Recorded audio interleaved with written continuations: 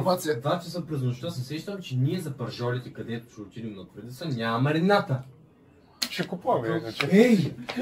Няма марината! Аз трябва да го направя. Звъня на Шишко, звъня на нормална. Аре бе, нямаме марината, какво ще правим? Те викат, отиде, тъс марината, я си бе майка. Какво ще правим сега? Ние нямаме марината, какво ще слагаме? Оли ще слагаме? Да стават такива сухи тъпи пържоли. И слизам аз долу. Баща ми има хубаво вино и присипвам от виното, ама така че дали той спи, той сигурно цялата туба ще да ми даде. Обаче аз в главата ми, че няма как да взема това вино, и така да му кажа дай вино. Така ще му кажа дай вино. И се присланчвам, направих си маринатката, сложих че всичко, подправих това разбърках го и пращам снимка на класни. Викам да я взема ли? Той каза да, взема я. И на другия ден няма сакой, няма макой. Аз държа бутилката и така държа бутилката, разбираш ли? Ние пускам тази бутилка. Майка ми вика, оставете шиба на бутилката, ще се разлие, ще ти разлия, мозъка ще разлие. Издай шибаната бутилка, вземи си шибаните сакови и излизай. Викам, не. Бутилката е много важна, не мога да оставя просто така. Оставях бутилката, тъкно съм от колата, бутилката в жабката. В жабката на колата съм я забравил. И влизаме ние в гарата и точно малко преди да тръгнем, викам маринатата. Всички са приготвени, вече тръгнали с саковите, вървят напред като Соломон безумни, разбираш? Вътрешно чувство получи. Обаче и после докато абе аз 15 минути преди това викам, нищо забравя, нищо. И то сърцето ми почва. И викам, маринатата. Добре, че майка ми в колата и чака да тръгна такова. Те нещо са забавили там, не знам, излизам аз, тичам с зверски сили тичам и вземам шибаната марината и оставих в сака и пържолите бяха в марината, но за съжаление бяха сурови. Да, за съжаление. А за пържолите за басейнчето как бяха? Една беше стабилна, с малко лимонче, салатата ни е изядох. Дадох остатъците на едни зверове. Имаш ли забързани кадри? Забързани кадри? Забързани кадри имаш ли? Имаше части, които бяха леко забързани. Защото той господин Георгиев много често забърза кадри. Дай се спомням един блок имаше. Който е изтрит. Не. Но аз ще го спомням. Всъщност, ще поправя, нямаше забързани, имаше забавени кадри. Частта, където те показва цялото нещо. Ма понеже много бързо го направих, защото исках да направя набързо и викам, аз ще го забавя да изглежда по-тей плавно, като се обръща целият кадър, дето покажам басейн. Да, така. Защото сме професионалисти! Но нямах стабилизация, защото не си бях взел. Защото... Да. Значи, беше хубаво. Едната част в видеото, където буташ мой приятел в басейна. Тя също е много интересна, да? Не. Този приятел? Не с 6 сега. Емо. Брачет. С 6 сега. Един брачет. Много поздрави на Боцо, да. Ден-два преди това му праща ми клип, който ми е излязъл на Рилчи или Стори. Да, инстаграма му гледам сторите, там е идеята, да, ще го направя. Да, и сега е забранено в Русия.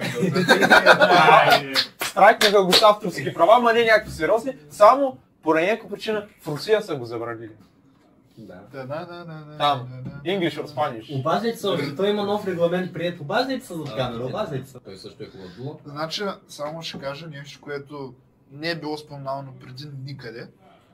Влога от Китан и хотелиерство снимани в Влога в Китан и хотелиерство снимани на един и същи ден. Вау! Не го очаква. Така ли беше, бе? Да. На един и същи ден са снимали. Може би защото влога в Китан го снимах 2 дена, не само един, например. Не, слушай сега. Аре бе, е двудневен. И той вика... Ама какъв е? Кажи какъв е? Двудневен. Влог. Двудневен. С приятели. Да, с приятели. Стереници. Къде? Да. И много са гордия от тъмнила. Една звъща плегнали по земята. Аз от заглавието двудневен. Да се знае, че... В смисъл, че и на... Аз получих достатъчно критика за това видео от един анонимен критиковач. Кой бе? Познат на Кирчо, той ми прати техните... Критикът. Кой бе? Хикс. Кой бе? Хикс. Айде го кажи. Кажи. Екс като екс хромозом. Ако това ти говори нещо, естроген. Да. Естроген. Да, е критика, която ти хареса. Да. Беше забавна критика. А ти как реагира на тази критика? Ами... Добре, пак ли снимаш стейджове или? Да кажем, че последната част самочувствие, за която се държах, отиде в канавката. Беше ми тъжно. А как ли гра? Двете стейдж имаш ли? Кюрчо има нашия разговорите на текст. Пак по телефона или? Не, на текст месенджер. Може да се види реакцията ми там. Реакцията му, самочувствието му... Спадна. Лоу. Не, виж, както е на стейдж 8, директно тръгва. Чакай, самочувствието ми никога не е имало 8 стейджа. Самочувствието ми никога не е имало 8 стейджа. Баса. Добре, ами така е, как критика си позволява да критикува? Как можеш?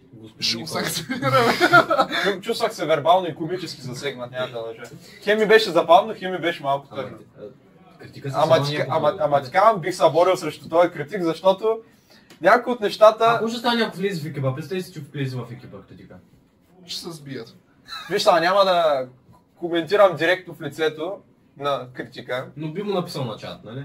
Може би, не знам, защото... Поредната драма? Не, критиките бяха повечето на шега по принцип, но споменава как по-добре му изглеждало в подкаста, обаче аз тук вече удрям на дъно, защото има... Какъв е този подкаст? Ма не, подкастът е главният...